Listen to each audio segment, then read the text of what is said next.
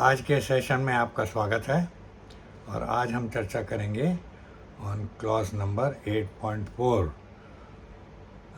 Control of externally provided processes products and services. और जैसा कि मैं हर बार करता हूँ, सबसे पहले आपको इस क्लॉज की रिक्वायरमेंट पढ़ के बताऊँगा, जैसा कि स्टैंडर्ड में दी हुई है। तो मैं रिक्वायरमेंट पढ़ के बताता हूँ आपको। Clause number 8.4 control of externally provided processes products and services, और इसके नीचे सब क्लॉज है 8.4.1 general. The organization shall ensure that externally provided processes products and services conform to the requirements. The organization shall determine the controls to be applied to externally provided processes, products and services when A, B, C, there are 3 points in this. A, products and services from external providers are intended for incorporation into organization's own products and services. This is A.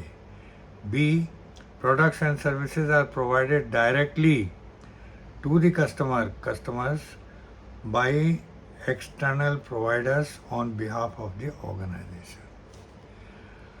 And C, a process or part of the process is provided by an external provider as a result of a decision by the organization.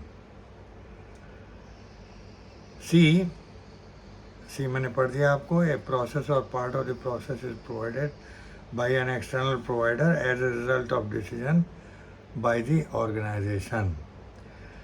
और last para है इसमें, the organization shall determine and apply criteria for the evaluation, selection, monitoring of performance and its re-evaluation of external providers based on their ability to provide processes or products and services in accordance with the requirements. The organization shall retain documented information of these activities and any necessary actions arising from the evaluations. तो ये है total requirement. थोड़ा सा बड़ा clause है और अब हम चर्चा करेंगे इसकी हिंदी भाषा में और विस्तार से चर्चा करेंगे।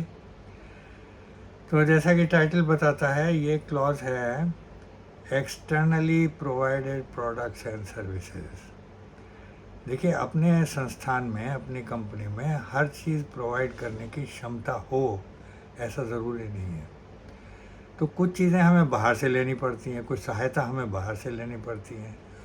वो किस रूप में हो सकती हैं? वो प्रोडक्ट के रूप में हो सकती है जो डायरेक्टली कस्टमर को दे दिए जाएं, या फिर सर्विसेज के बारे में हो सकती हैं, या फिर कोई हेल्प हो सकती है जो कि उस प्रोडक्ट या सर्विस को हमें बनाने में या कस्टमर को देने में मदद करती हों। तो किसी भी तरीके से अगर हम कोई मदद बाहर से लेते हैं तो वो आउटसोर्स प्रोसेस कहलाता है।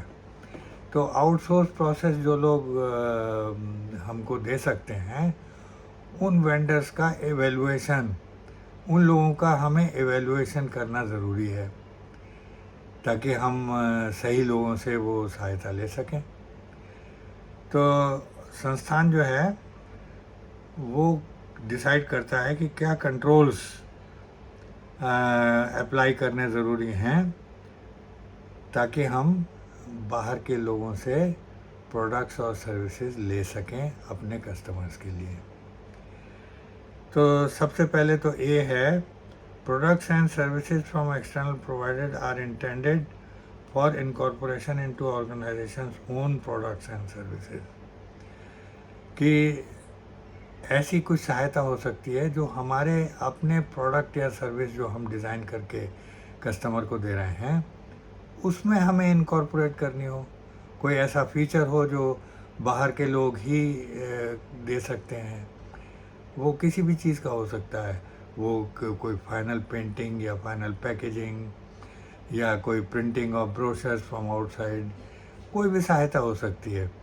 या प्रोडक्ट के बनाने में कोई हमें किसी स्टेज में कोई सहायता चाहिए, तो उसका हमें आकलन करना पड़ेगा और कौन हमें वो सहायता दे सकता है, इसका हमें उन उन सर्विस प्रोवाइडर्स के बारे में पता लगाना होगा, उनको एवेलुएट करना होगा और जो लोग सही हैं उन्हीं से ये सर्विस लेनी पड़ेगी हमको।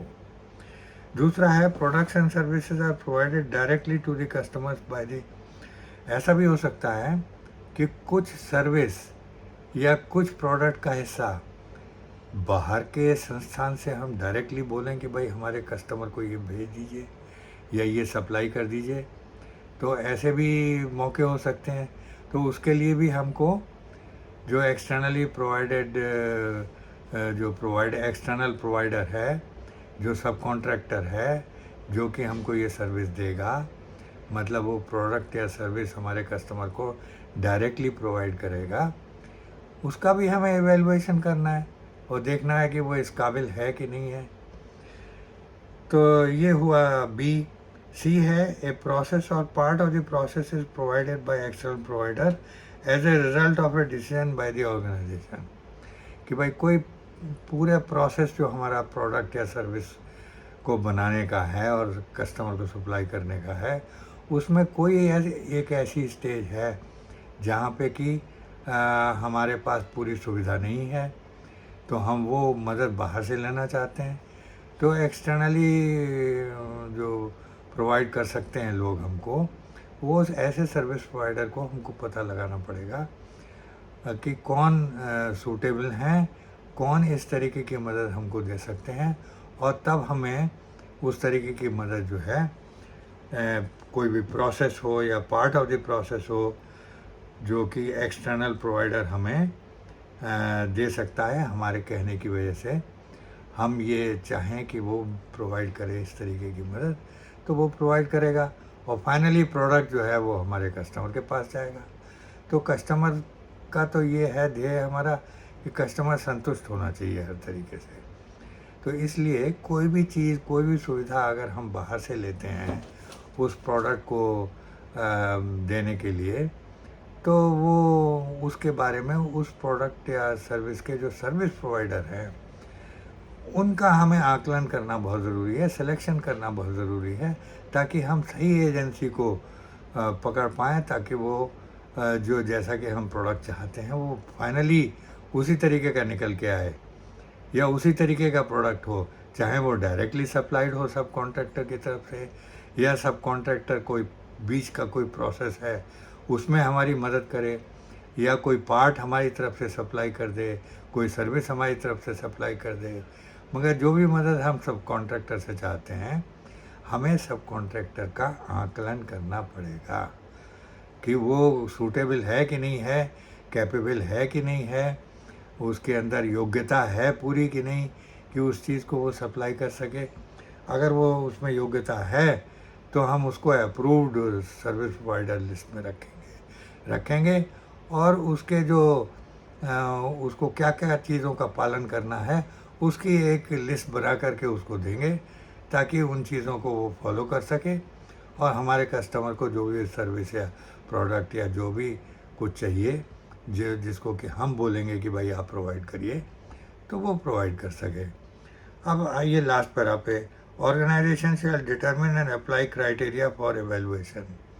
अब ये सब कॉन्ट्रैक्टर के एवेलुएशन को कैसे किया जाए, तो इसके लिए कोई क्राइटेरिया बनाना पड़ेगा हमें, कि क्राइटेरिया में बहुत सारी चीज़ें हो सकती हैं कि उसके पास कैपेबिलिटी कैसी है, उसके पास प्रोडक्शन फैसिलिटी अपनी है कि नहीं है, सर्विस प्रोवाइडर अगर सर्विस कोई प्रोवाइड करनी है तो ट्रेंड लोग हैं कि नहीं हैं, संस्थान जो है फाइनेंशियली स्टेबल है कि नहीं है। तो बहुत सारी चीज़ें होती हैं, तो इन चीज़ों के बारे में हमें इंफॉर्मेशन लेनी पड़ेगी सर्विस प्रोवाइडर से और उसका आकलन करना पड़ेगा, उसको डिटरमिन करना पड़ेगा कि वो किस तरीके से सूटेबल हम पाते हैं उसको फाइनली या नहीं पाते।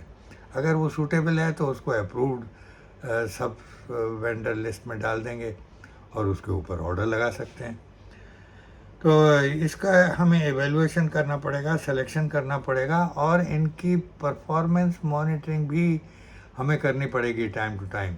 जैसे कि वो प्रोडक्ट या सर्विस प्रोवाइड करते हैं तो किस तरीके से कितना संतुष्टि दे रहे हैं वो हमारे कस्टमर को। तो इस तरीके से उनकी परफॉर्मेंस मॉनिटरिंग और उनका रीइवैल्यूएशन, ऐसा नहीं कि एक बार सेलेक्ट कर लिया तो हमेशा के लिए हो गए। तो उनकी परफॉर्मेंस की मॉनिटरिंग करके, उनका रीइवैल्यूएशन करके और फिर संतुष्ट हो करके उनको मेंटेन करते रहेंगे सर्विस प्रोवाइडर लिस्ट में। तो प्रोडक्ट या सर्विस किसी के लिए भी हो सकते हैं, मगर वो सर्विस या प्रोडक्ट रिक्वायरमेंट के हिसाब से होनी चाहिए। तो इस चीज़ का हमें ध्यान रखना है और ऑर्गेनाइजेशन को इन चीज़ों का जो हमने सिलेक्शन का क्राइटेरिया बनाया, सिलेक्शन के तरीके से हमने सिलेक्शन किया और फिर उनको अप्रूवल किया, कॉम्पिटेंट अथॉरिटी से अप्रूवल लिया, उनके ऊपर ऑर्डर लगाया और फिर उन्होंने जो सर्विस या प्रोडक्ट सप्लाई किया या जो भी मदद हमको की उसका हमें इवैल्यूएशन करना है कि वो कैसा रहा। तो ये सब करने के बाद अगर हम संतुष्ट हैं तो हम उनको चलने देंगे अप्रूव्ड सब वेंडर लिस्ट में और उनके ऊपर ऑर्डर लगाते रहेंगे। तो मगर टाइम टू टाइम हमें रीइवैल्यूएट करना पड़ेगी उनकी परफॉर्मेंस को। तो ये है टोटल रिक्वायरमेंट इस पैरा में जो दी हुई है, control of externally provided processes, products and services के बारे में। और मुझे उम्मीद है कि आपको ये चीज़ पूरी तौर से समझ में आ गई होगी। अगर कोई चीज़ ऐसी है जो ना समझ में आई हो तो भाई इसी वीडियो के नीचे अपना कमेंट दे दीजिए और मैं आपको और विस्तार से समझा दूंगा। तो अगर मेरे वीडियोस आपको पसंद आ रहे हैं तो भाई मुझे थम्स अप और लाइक ज़रूर दीजिए और मेरे वीडियोस को आपस में शेयर ज़रूर करिएगा, क्योंकि जो हमारा नॉलेज एक्सचेंज हो रहा है तो ये ज़्यादा से ज़्यादा लोगों को इसका लाभ मिल सके, इसलिए आप अपने फ्रेंड्स को, जान पहचान के लोगों को जो कि इसी एरिया में काम कर रहे हैं, ऐसे ही एरिया में काम कर रहे हैं, मतलब ISO से रिलेटेड हैं, उनको आप मेरा वीडियो फॉरवर्ड कर सकते हैं ताकि वो भी देख लें।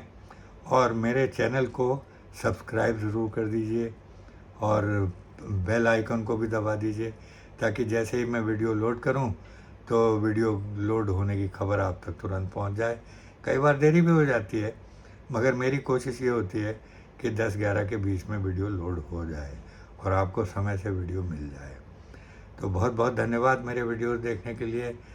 बहुत आप मेरे वीडियोस देखते रहिए और मेरी कोशिश यही होगी कि ज़्यादा से ज़्यादा सहायता ISO के इम्प्लीमेंटेशन में आपको मिलती रहे और अपने कमेंट जो भी हों वो देते रहिए।